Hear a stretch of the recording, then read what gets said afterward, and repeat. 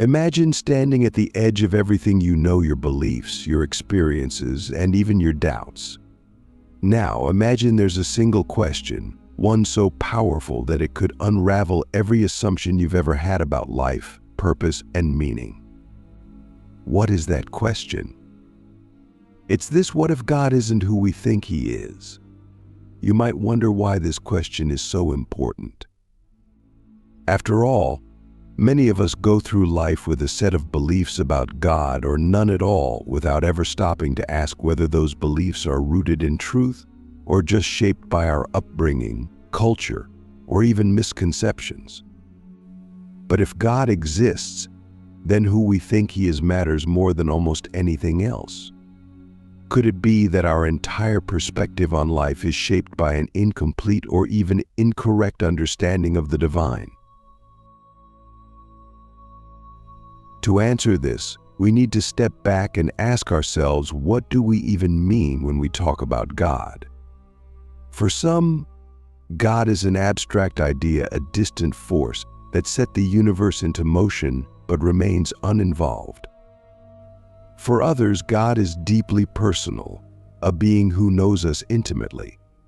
And for many, God is a combination of these ideas, layered with cultural traditions, religious teachings, and personal experiences. But here's the shocking truth: many of our ideas about God might not actually reflect who He is, but instead mirror what we want Him to be or what we fear He is. Think about this for a moment. If you believe God is primarily a judge, always watching, always waiting to condemn, how does that affect the way you live? Does it fill you with fear, guilt, or shame? Click subscribe to this channel to get more topics you love.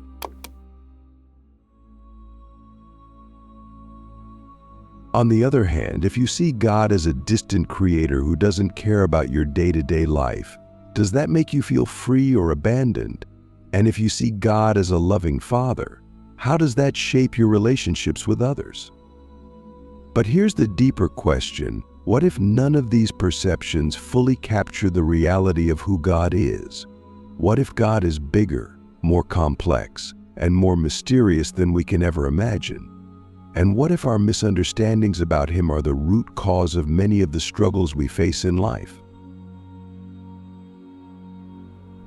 To explore this, let's start with the idea of love.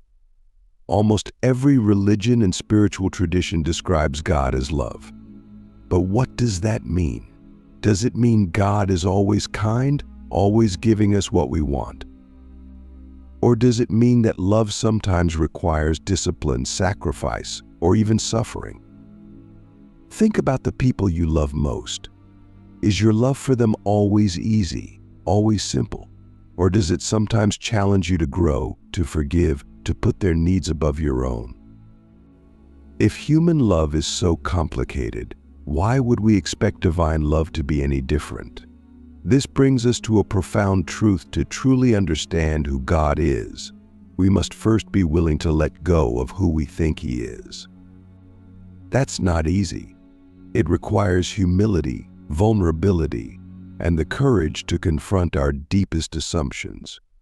It means admitting that we might not have all the answers, that our picture of God might be incomplete or even distorted. But it also opens the door to something incredible: the possibility of encountering God as He really is, not as we've imagined Him to be. Let me ask you this: what if the way you see God is holding you back from fully experiencing Him? What if your doubts, your fears, or even your certainties are keeping you from the truth? Would you be willing to let go of those things, even if it meant stepping into the unknown? This question, what if God isn't who we think He is, forces us to confront not just our beliefs about God, but also our beliefs about ourselves. Because here's the thing: how we see God shapes how we see everything else. If we believe God is distant, we might feel alone in the universe. If we believe God is angry, we might struggle with guilt or shame. And if we believe God is love, we might begin to see that love reflected in every aspect of our lives, But how do we know who God really is? How do we move beyond our assumptions and truly encounter Him? The answer might surprise you. It's not about having all the right answers or following all the right rules. It's about asking the right questions, the kind of questions that open your heart and mind to the possibility of something greater. Questions like, what if God's love is bigger than I've ever imagined? What if His purpose for my life is deeper than I've ever understood? And what if my struggles, my doubts, and even my pain are all part of a journey to discover who He really is? So let me ask you again, what if God isn't who you think He is? And more importantly, are you willing to find out? Let's dive deeper into the question that changes everything. What if God isn't who we think He is? What would it mean not just for your beliefs, but for your life, your choices, and the way you see the world? Because here's the thing, once you begin to ask this question, everything starts to shift. It's like removing a filter you didn't even realize was there. Suddenly, the world becomes bigger, more mysterious, and more alive with possibility. Let's start with the idea of transformation. If God isn't who we think He is, then maybe life isn't what we think it is either. Maybe it's not just a series of random events, successes and failures. Maybe it's something far more intentional, something infused with purpose, even when it feels chaotic or painful. But if that's true, it raises a deeper question: what is that purpose? And how do we align ourselves with it? Here's where things get personal. Most of us, whether we realize it or not, are searching for something: meaning, connection, fulfillment. We chase it in relationships, careers, achievements, or even distractions. But how often do those things truly satisfy us? How often do they leave us feeling empty, like something's still missing? What if the thing we're searching for isn't out there but is instead tied to this question about God? What if understanding who God really is could fill the deepest longings of our hearts in a way nothing else ever has? Think about it. If God is real and we're created in His image, then knowing Him isn't just about religion or belief, it's about understanding who we are. It's about discovering the blueprint for our lives, the reason we exist. But here's the challenge: to truly know God, we have to let go of the illusions we've built around Him and around ourselves. That's not easy. It's terrifying, actually, because it means confronting the possibility that we've been wrong. It means opening ourselves up to change, to growth, and to a truth that might demand more from us than we're comfortable giving.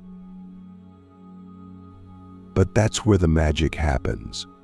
When we let go of who we think God is, we make room to encounter who He really is. And that encounter has the power to transform everything.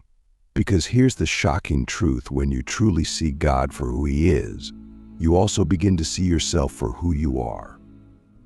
You begin to understand your worth, your purpose, and your place in the grand story of existence. Let's explore this idea through the lens of love. Most of us think we understand love, but what if our understanding is incomplete? What if true love, the kind of love that defines God, isn't just about feelings or actions, but about something deeper? Imagine a love so vast, so unconditional, that it sees every part of you, your flaws, your failures, your fears, and chooses you anyway. That's the kind of love we're talking about. And when you begin to grasp that love, even just a little, it changes the way you see everything. Think about how it would feel to know, deep down, that you are fully known and fully loved. Not because of what you've done or who you've tried to be, but simply because of who you are. How would that change the way you live? How would it change the way you treat others? And how would it change the way you see yourself? But here's the catch: to experience that kind of love, you have to be willing to receive it. And receiving it means letting go of the lies you've believed about yourself and about God. Lies like I'm not good enough, I have to earn love, or God is distant and disinterested. These lies keep us trapped in fear and shame, unable to fully embrace the truth of who God is and who we are. So let me ask you, what lies are you holding on to? And what would it take to let them go? It's not an easy process. It requires honesty, vulnerability, and a willingness to confront the deepest parts of yourself. But the reward is worth it, because when you let go of those lies, you make space for the truth.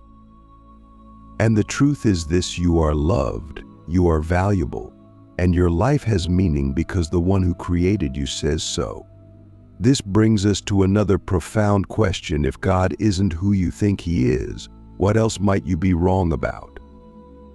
What if the challenges you're facing right now aren't just random obstacles but opportunities for growth? What if your pain isn't meaningless but part of a larger story?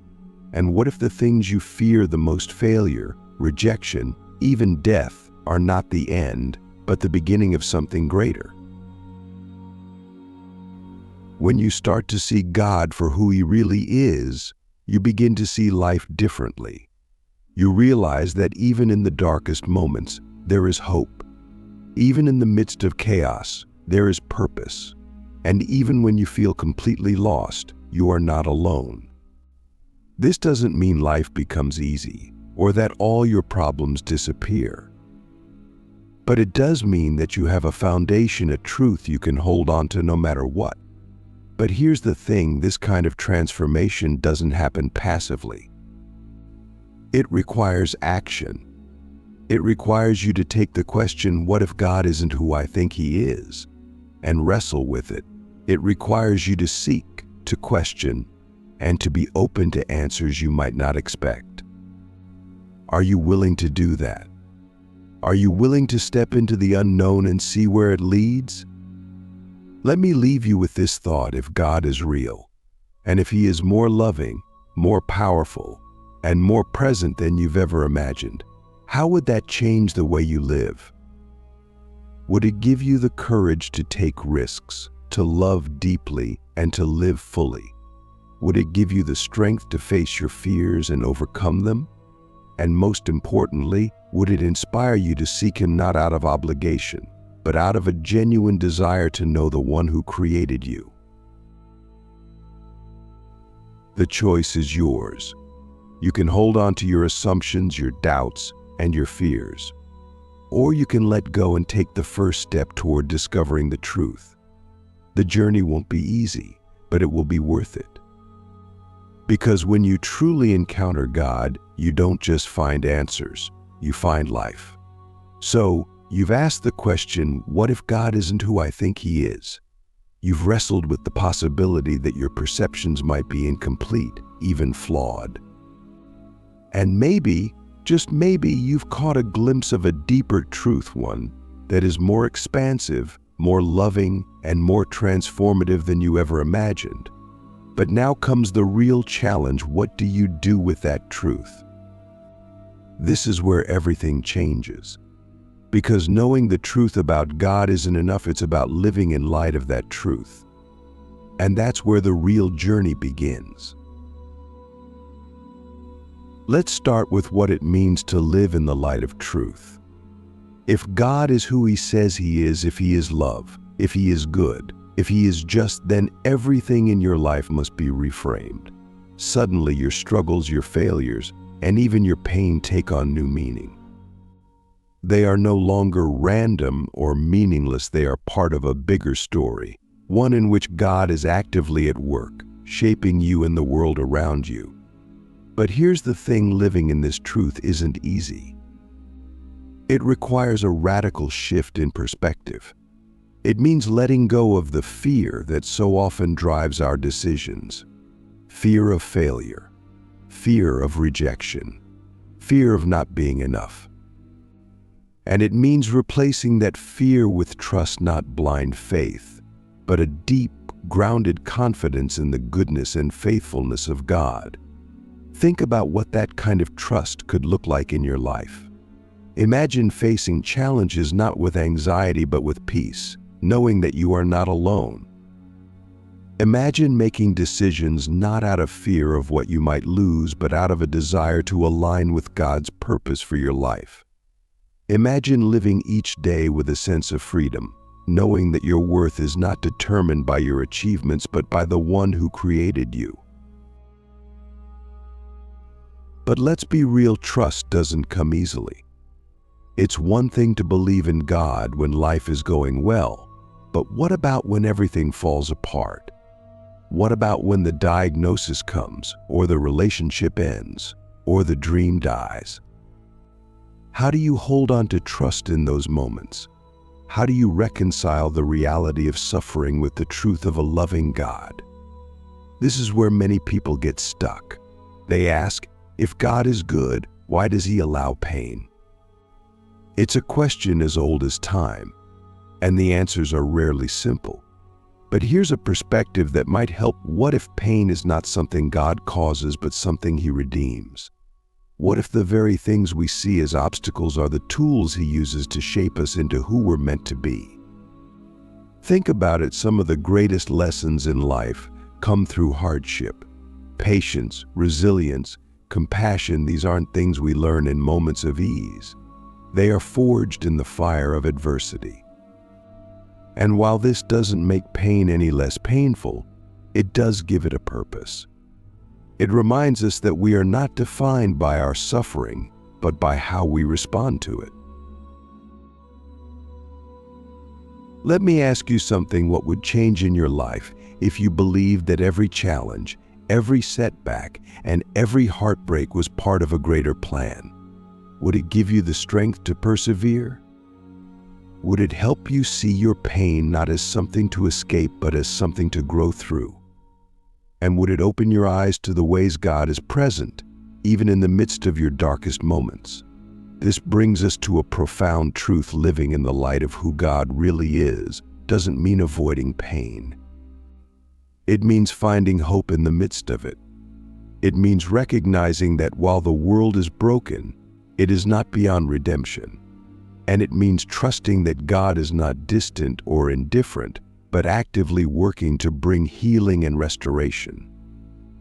But here's where it gets even deeper. If God is who He says He is, then the way we live must reflect that truth. It's not just about what we believe, it's about how we love, how we serve, and how we treat others. Because if God is love, then our lives must be marked by love as well. Think about the people in your life, the ones who challenge you, the ones who hurt you, the ones you'd rather avoid. What would it look like to love them the way God loves you? Not with a love that's conditional or transactional, but with a love that's patient, forgiving, and sacrificial. It's not easy, is it?